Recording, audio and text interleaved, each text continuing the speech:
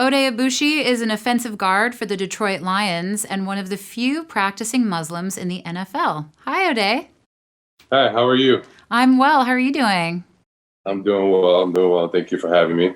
Well, thanks for being here. I wanted to ask you what made you decide to become involved in the Stronger Than You Think initiative? Um, well, for one, I think it's really important, mental health being, so prevalent nowadays in so many professions and, guys, in our position who are athletes or people who are at the top of their professions or whatever their game is, people tend to think, they forget the mental aspect side of things as far as, your preparation, your criticism, your self-thought, your self-thinking. And so when I had the opportunity to, they gave me the opportunity to talk about it, I thought it was really important because, I want people to realize, that we're all dealing with a lot of the same things, and sometimes it just takes, speaking up about it. hmm How has being in quarantine impacted you? I would imagine as an athlete, it's probably challenging. It's been a little challenging. I've been actually able to get out and get to a gym, a private gym that I'm able to have access to. A friend of mine owns, so he's been closed obviously for quite some time. So I'm actually able to get there and get some work in. So I haven't been going too stir crazy inside. I'm able to get some work in and get some energy out when I can. What are some things you do other than exercise to sort of keep your mental fitness going and thriving?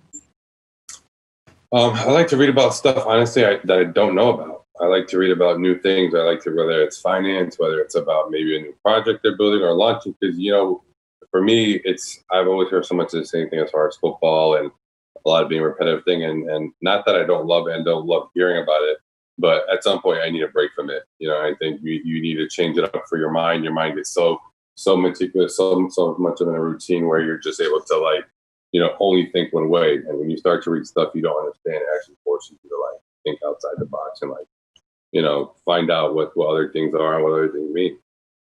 What are some things that you do to cope with the stress of your job? Because I would imagine you deal with so much of it, given that you're a public figure and an athlete, and performance is such an important part of what you do. So, how do you manage that?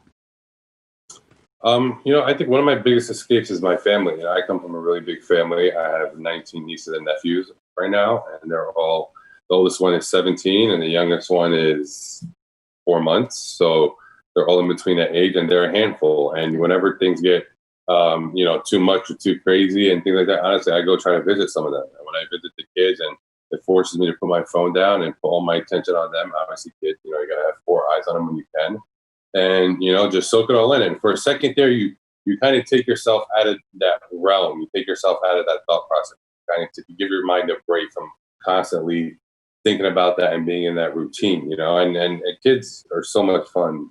For me, and my niece and my nephews, so much character, and it's never a dull moment with them. So for them, really, really is my saving grace as far as when things are getting hard and things are getting a lot and I need a break, I'll just go visit one of my siblings, one of my sister brothers, and whoever's available at the time. I'm one of 10, so somebody's got to be able to, hit on that. So, I just try to get away.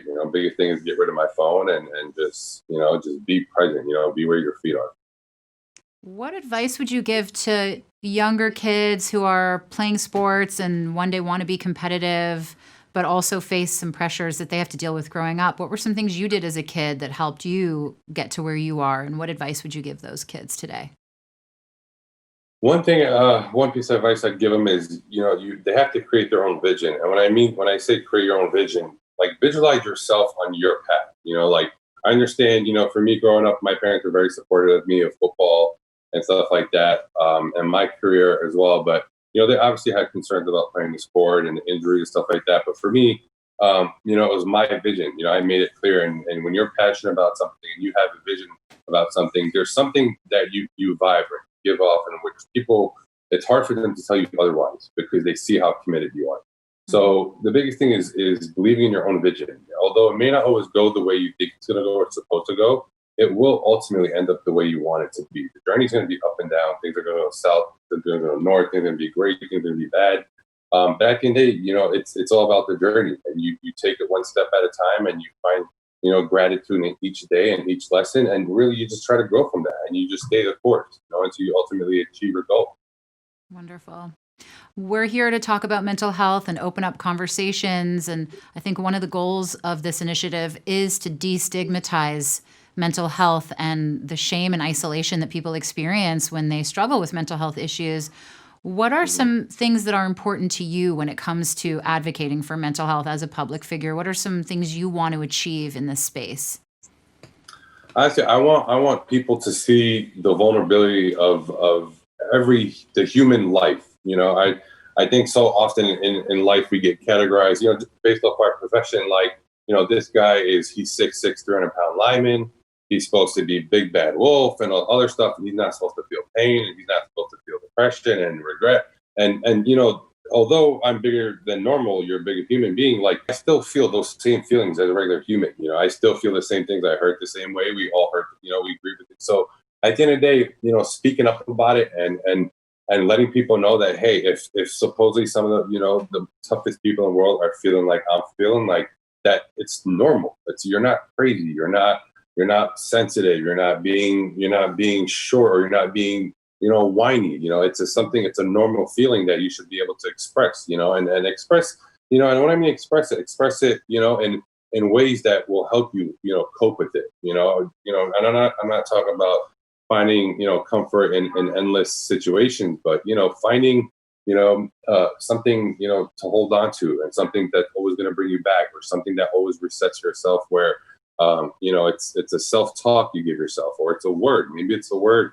that you speak to yourself that you truly believe in, that allows you to just kind of reset your balance, reset your mind, and make you feel, normal. The normal thing is to feel the way you feel. People think that's, abnormal because you're depressed. Like, life could be depressing sometimes. No question. Some of the richest people in the world are depressed. So, Right. I love how you're talking about like how it sort of unifies us, all of our challenges and the struggles that we face.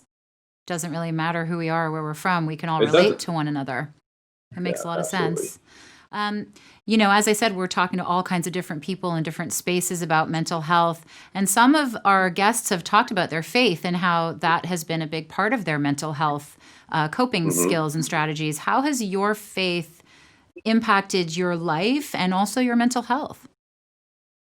Being Muslim is something that's always been important to me, because I always felt like it kept me focused. It always, it was it's a very disciplined religion, and it holds you accountable. And for me, being Muslim, it held me accountable in a lot of situations. Whether it was the way, I treated my mom, it was the way I was worshiping, it was the way I would treat other people. It was a lesson in everything that you did. And for me, it molded my mind, and molded, the mental aspect of things, to the point where some things you just can't always have an answer for, and that's life. Some things no one's ever going to tell you the why of some of the most tragic things that happen, or the how, or, like, there's just some days where, what I'm saying, God's going to do his thing. And at the end of the day, that's that. And, for me, I've never been the most religious person. I am proud to be Muslim, and I am practicing Muslim. But, like, for me, one of my early, like, things that I've held on to is, everything is forgivable in life,